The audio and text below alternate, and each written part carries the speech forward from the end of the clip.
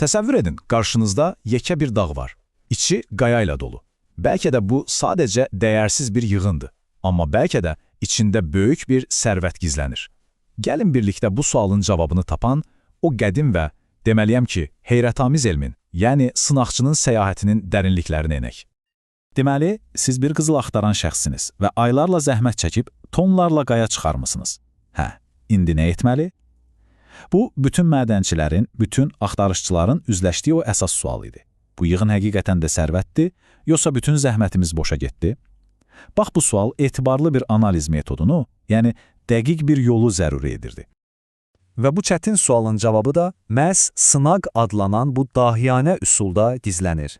Amma buna təkcə elmi proses demək də düzgün deyil. Bu, həm də böyük bir ustalıq, böyük bir sənət tələb edirdi. Yaxşı, gəlin sınaqçının səyahətindəki ilk böyük addıma keçək. Buradakı əsas problem statistikadır. Yəni, düzgün nümunə götürmək. Çünki bir düşünün, əgər götürdüyünüz o kiçik nümunə bütün yığını təmsil etmirsə, bütün sonraki proses tamamilə boşa gedəcək. Bəs bu problemin həlli nə idi? Çox maraqlı bir üsul, konuslama və dörddə birləmə. Baxın necə işləyir. Filiz əvvəlcə konus şəklinə yığılır, sonra yastılanır və 4 bərabər hissəyə bölünür. Qarşı-qarşıya duran 2 hissə atılır, qalan ikisi isə yenidən qarışdırılır. Bu prosesi təkrar-təkrar etməklə nümunə getdikcə kiçilir, amma bütün yığının orta tərkibini qoruyub saxlayır. Dəhşət dərəcədə ağıllı bir üsuldur. Baxın, bu klassik təlimatda da göstərildiyi kimi, bu üsul kütləni sistematik olaraq azaldır, amma içindəki materialların təmsil edici qarışığını mükəmməl şəkildə qoruyur. Yəni, sadəliyi sizi aldatmasın, bu həqiqətən də heyrətamiz dərəcədə dəqiq bir metoddur. Yaxşı, növbəti problemə keçək. Artıq əlimizdə təmsil edici bir nümunə var, çox gözəl, amma o qiymətli qızıl hələ də bərk qayanın içində həbs olunub. Deməli, indi onu kimyəvi analizə hazırlamaq üçün fiziki olaraq xırdalamaq, parçalamaq lazımdır. Bu işi görmək üçün də belə güclü maşınlar lazım idi. Bu əslində bildiyimiz həvəngdəstənin sənaye miqyaslı bir versiyasıdır. Endrunner dəyirmanı adlanan bu cihazlar saatlarla işləyərək o bərk filizi un kimi incə bir toza, yəni pulpaya çevirirdi. Bu da növbəti kimyəvi mərhələ üçün həyati bir hazırlıq idi.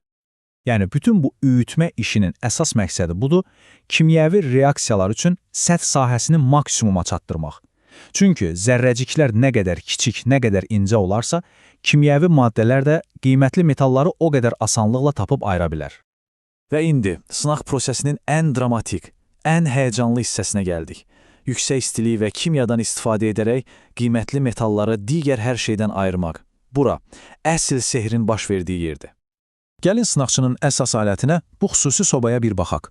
Solda sobanın xarici görünüşünü, sağda isə sanki içərisində boylanınıq, daxili quruluşunu görürsünüz. Bax, o mufel adlanan D şəkildə qapalı hissə nümunəni birbaşa alovdan qoruyur və içəridə sabit, çox yüksək temperatur təmin edir. Deməli, flüs dediyimiz şey, əslində çirkləri yuyan bir növ kimyəvi sabun kimidir.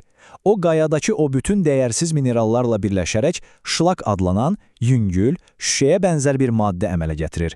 Bu şlak mayenin üzərində üzür, yəni onu asanlıqla kənarlaşdırmaq olur. Baxın, prosesin ilk mərhələsi skorfikator adlanan bu oddan qoruyan qabda baş verir.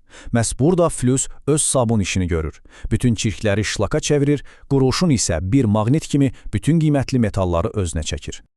Və indi ən dahiyanə hissəyə gəldik, kupel. Bu qabın materialı o qədər məsaməlidir ki, isidildikdə ərinmiş qurğuşun oksidini sanki bir süngər kimi özünə çəkir.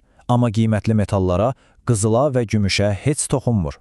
Bu, son və həlledici ayrımını həyata keçirən möhtəşəm bir vasitədir, həqiqətən.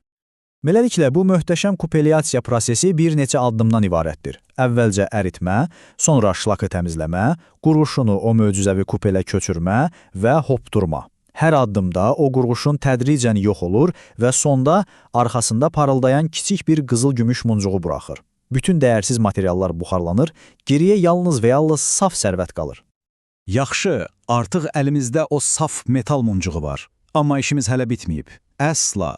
Sınaqçının indi bu muncuğun dəqiq tərkibini, yəni onun nə qədərinin qızıl, nə qədərinin gümüş olduğunu müəyyən etməsi lazımdır.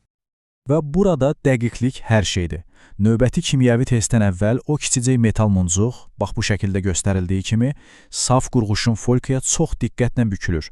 Bu vasvasılıq, bu diqqət son nəticənin %100 düzgünlüyünü təmin edir. Bu əslində çox sadə bir kimya prinsipidir. Nitrat turşusu gümüşlə asanlıqla reaksiyaya girir, amma qızıla təsir edə bilmir. Beləliklə, turşu sanki gümüşü yuyub aparır və geridə yalnız təmiz qızılın parıldayan zərrəcikləri qalır. Yaxşı, bəs qızılın saflığını, yəni onun əyarını necə ölçmək olar? Cavab bu sadə, amma inanılmaz dərəcədə effektiv alətdədir, sınaq iynələri. Hər bir iynə əslində dəqiq müəyyən edilmiş saflıqda olan bir qızıl ərintisidir və bir növ etalon rolunu oynayır. Bu, kəskin və çox təcrübəli bir göz tələb edən zərif bir müqayisə metodudur, əsl sənətdir.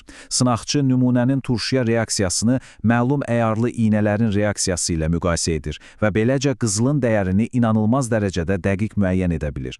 Beləliklə səyahətimiz tamamlanır və bu fikir bütün prosesi mükəmməl şəkildə ifadə edir. Bir dağ dolusu qayadan dəqiq bir qiymətləndirməyə yalnız alov, kimya və insan zəkasından istifadə edərək. Bu, insan zəkasının qeyri-müəyyənliyi necə dəqiq bir dəyərə çevirdiyinin möhtəşəm bir sübutudur.